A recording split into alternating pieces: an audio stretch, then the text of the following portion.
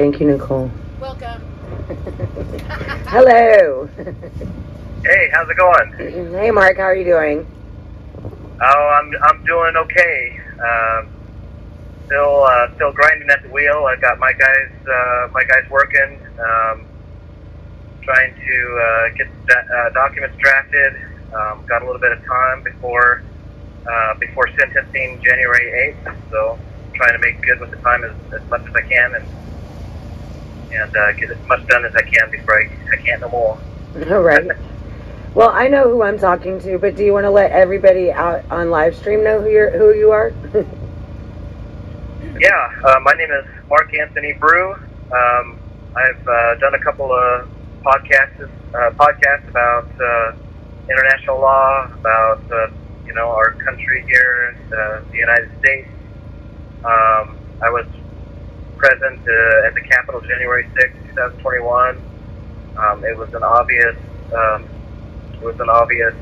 usurp of power that was going on, and so knowing the law and knowing our duty as Americans, we had an absolute duty to stop the steal and interrupt. And also, I would like to just point out, to tell you how ridiculous this whole thing is, attacking January 6ers and stuff like that, and put them away for longer than murderers and all this other stuff, is that I looked up the word filibuster, and guess what it says?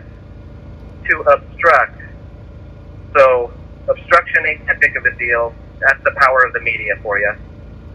Right. Well, they say over and over again, the peaceful transfer of power is part of the fabric of our democracy, and it was in danger that day. Right? That's what they said. They talked about it in Trump's trial today.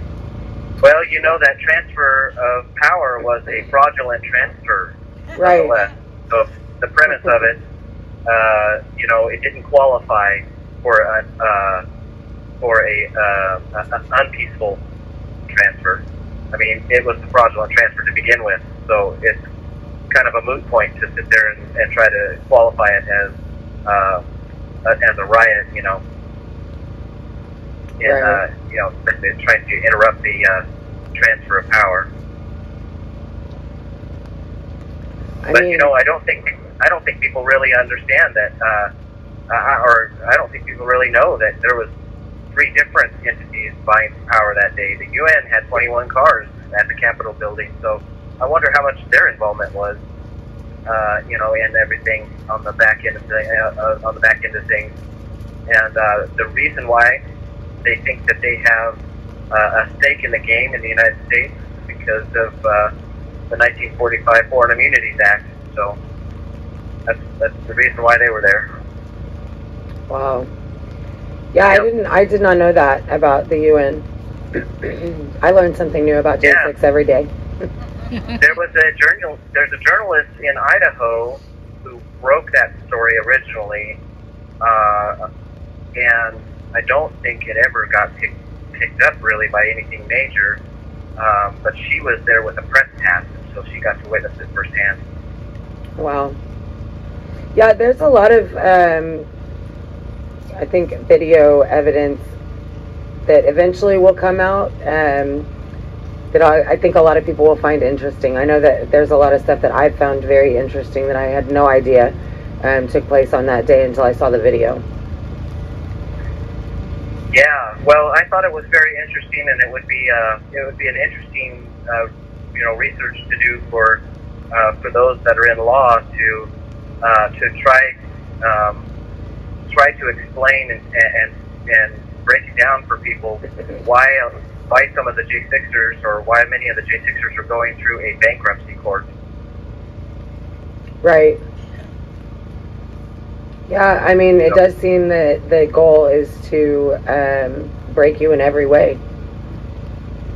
Yeah,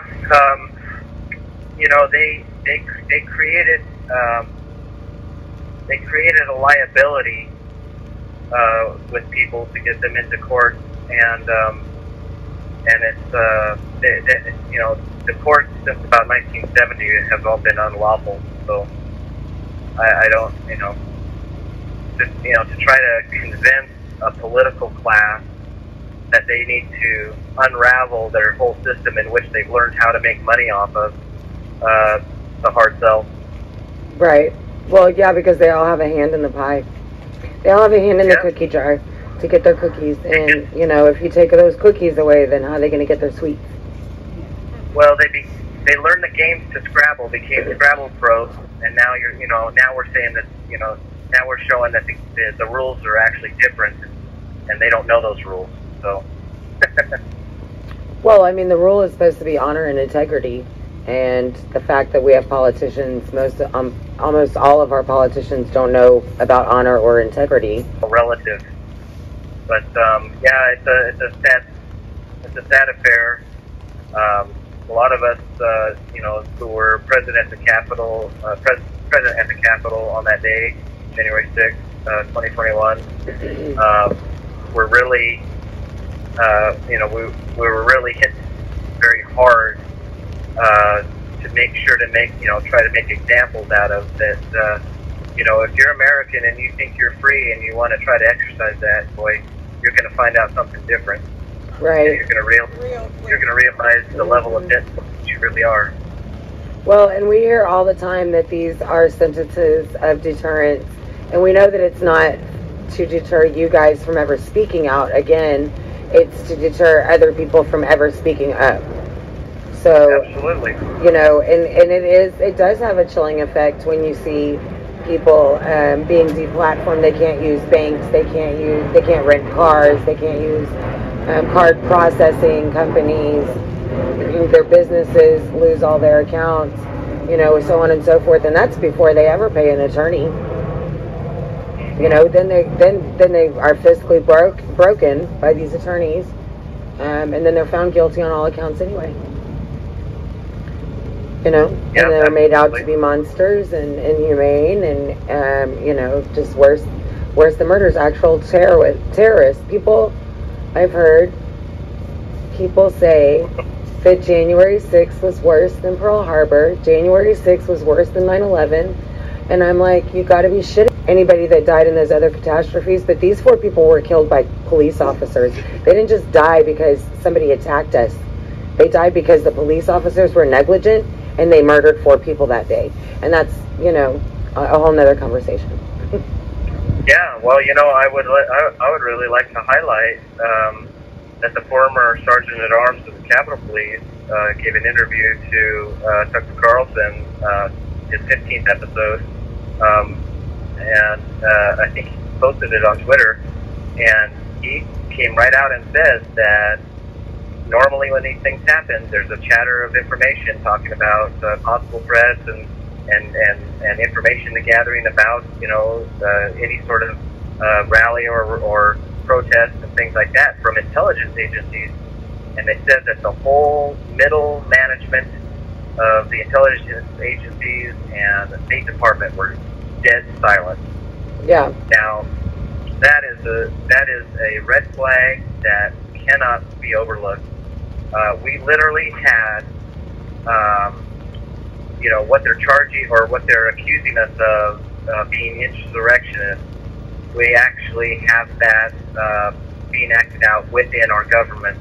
The people that are in position are actually insurrection. Phony certification of an election, and I call it a selection. It definitely wasn't an election.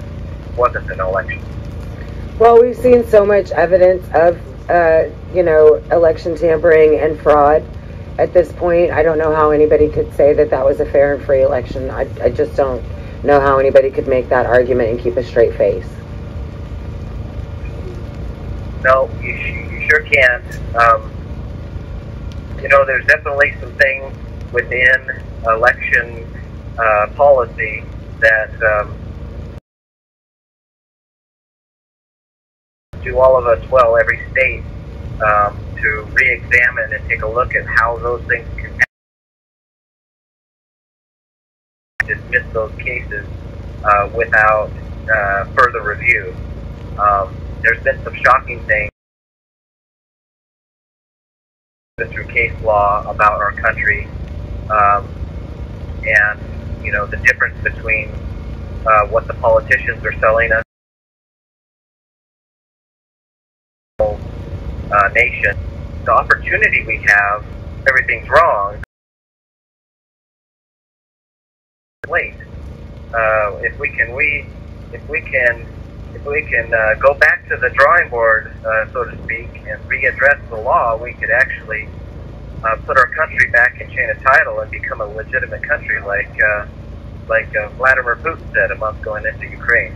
All legitimate countries or nations will be recognized. So I think that was really important.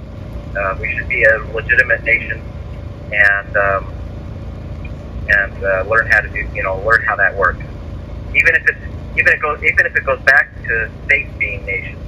I'd rather have 50 nations than just one single central nation, to be honest with you. Right. Well, we lost the Civil War, so we don't have states' rights. Yeah, right. Yeah. Yeah, but that's all stuff that should be addressed. Certainly our military should have some awareness of the breakdown of civil government that we have, and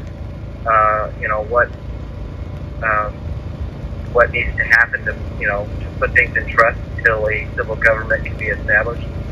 I think that is a key process in which Americans should wonder where that's at.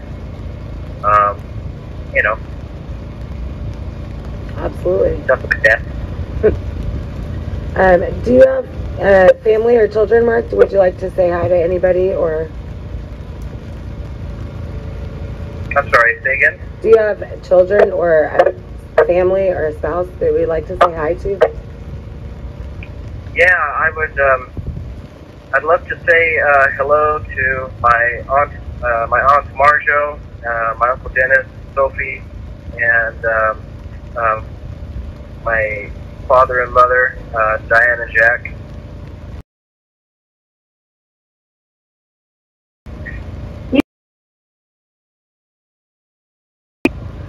Do you have a Give, Send, Go, Mark?